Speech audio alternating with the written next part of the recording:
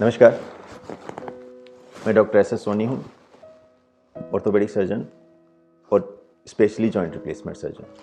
तो पार्ट 1 में मैंने आपको बताया कि एग्जैक्टली जो यंग लोग हैं जिनमें बोन वीक नहीं है, तो ऐसे क्या कुछ करना चाहिए उन्हें कि उनकी बोन वीक फ्यूचर में नहीं हो। और जो मैंने पार्ट 1 में आपसे डिस्कस किया था कि सेकंड पार्ट है, इसमें मैं आपको अब ये बताऊंगा कि एग्जैक्टली जिनके बोन वीक हो चुकी हैं, चाहे वो यंग हों चाहे ओल्ड एज हों, तो ऐसा क्या कुछ करना चाहिए कि बोन वापस स्ट्रॉन्ग हो जाए।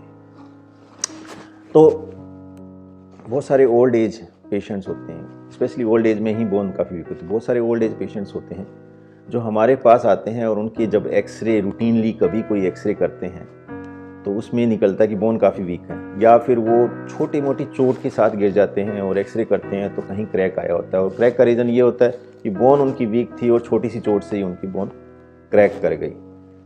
तो ऐसे पेशेंट्स में अगर आप बोन स्ट्रॉन्ग नहीं करते हैं तो छोटी मोटी चोटों की वजह से रेगुलरली उनके बोन फ्रैक्चर हुए तो वो चलने फिरने लायक भी नहीं रहेंगे। तो एग्जैक्टली हमें क्या करना चाहिए? तो फर्स्ट ऑफ ऑल, अगर आपको डाउट है, कहीं भी डाउट है कि आपकी बोन वीक हो रही है, स्पेशली फीमेल्स में 45 इयर्स के बाद और मेल्स में 50 इयर्स के बाद, तो आपको डॉक्टर को फर्स्ट ऑफ ऑल डॉक्टर के पास ज़रूर जाओ ताकि डॉक्टर आपको बता सके कि वास्तव में आपकी बोन वीक है या नहीं है। तो बोन वीक है या नहीं है, इसके लिए बहुत सारे टेस्ट हैं, बहुत सारे कैंप्स लगते हैं जिनमें आपकी बोन डेंसिटी चेक करते हैं। तो बोन डेंसिटी चेक एडी रख कर उसके बाद चेक करते हैं, दैट इज़ ओके, बट वो बहुत ज़्यादा सेंसिटिव नहीं है। बट जो थोड़े कॉस्टलियर टेस्ट हैं जिसमें बोन डेंसिटी चेक होती हैं वो ज़्यादा रिलायबल होती हैं और वो एग्जैक्टली आपको बता देते हैं कि आपकी बोन कितनी वीक है। तो आइडियली वो टेस्ट बेटर हैं, तो उनसे पता लग जाता है कि आपकी बोन वीक हो रही हैं कि नहीं। लेकिन बहुत सारे डॉक्टर ऐसे भी हैं जो एक्सरे के बेसिस पर भी बता सकते हैं। जैसे मैं बहुत सारे पेशेंट्स के एक्सरे देखकर आइडिया लगा सकता हूं कि बोन वीक हो गई है।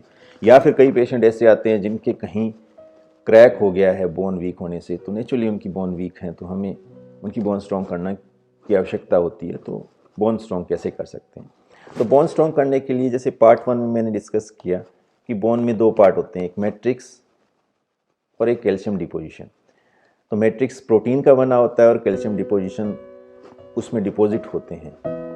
तो आपको बोन स्ट्रॉन्ग करने के लिए अगर सिर्फ आप कैल्शियम ही खाते रहेंगे तो चांसेस ये हैं कि आपके बोन स्ट्रॉन्ग प्रॉपरली ना हो। आप कैल्शियम के साथ प्रोटीन इंटेक भी आपकी अच्छी होनी चाहिए ताकि आपका कैल्शियम जहाँ जा रहा है उसके लिए बेस तैयार है। और कैल्शियम को ट्रांसपोर्ट करने के लिए आपको बहुत सारे हार्मोन्स भी जो एडेड किए जाते हैं, जैसे थायराइड पैराथार्मोन्स होते हैं, पैराथार्मोन्स और कैल्सिटोनिन्स होते हैं, ये मार्केट में अवेलेबल हैं।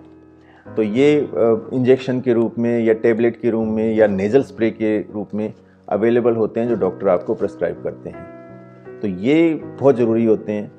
इनको साथ में करने के बाद फिर आपके कैल्शियम जो रेगुलरली लेते हैं, इनकी अवेलेबिलिटी बोन को बढ़ जाती है और फिर वो कैल्शियम डिपॉजिट प्रॉपरली हो जाता है। साथ में आजकल लेटेस्ट कुछ इंजेक्शंस आए हैं जो 6 मंथली लगते हैं, डेनोसुमाब के नाम से। वो भी काफ़ी इफेक्टिव है बट क्वाइट कॉस्टली है। अगर वो आप लगवाते हैं तो 6 मंथली आप इंजेक्शन से बेटर रहता है आपके। फिर कैल्शियम के साथ साथ जो ज़्यादा ज़रूरी है वो आपकी एक्टिविटी।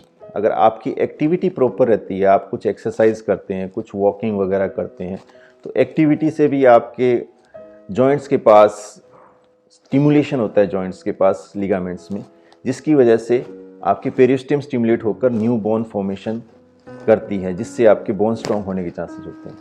तो अगर आप ये सारे एक्टिविटीज़ रखते हैं, डॉक्टर को दिखाते हैं, उनकी दवाई मेडिसिन लेते हैं, तो आपकी बोन और ज़्यादा स्ट्रॉन्ग होती है और आपकी हड्डी फ्यूचर में टूटने के चांसेस कम होते हैं। तो जब भी आप कभी भी डाउट में हो कि भाई आपकी हड्डी वीक है, तो आप डॉक्टर को कंसल्ट कीजिए। वो आपको बताएंगे कि भाई आपको कौन कौन सी एक्टिविटी करनी चाहिए, कौन कौन सी एक्टिविटी नहीं करनी चाहिए, फिर आपको मेडिसिन प्रिस्क्राइब की जाती हैं, जो कुछ नेज़ल स्प्रे होते हैं, कुछ गोलियां होती हैं, कुछ इंजेक्शंस हो सकते हैं। उसके बाद आपके इंजेक्शंस के बाद आपके हड्डियों में बोन डिपोजिशन होने से बोन स्ट्रॉन्ग होने लग जाती है। फिर आप रूटीन एक्टिविटीज़ करते रहते हैं, फिर आप उसको मेंटेन करने के लिए रेगुलर कैल्शियम खाते रहते हैं। तो अगर बोन आपको वास्तव में स्ट्रॉन्ग रखनी है तो ये सारी चीज़ें फॉलोज कीजिए, और साथ में फॉलो कीजिए मेरा यूट्यूब चैनल, जिसमें मैं आपको नई नई चीज़ों के बारे में बताता रहता हूँ, और साथ में फेसबुक को भी फॉलो कीजिए। धन्यवाद।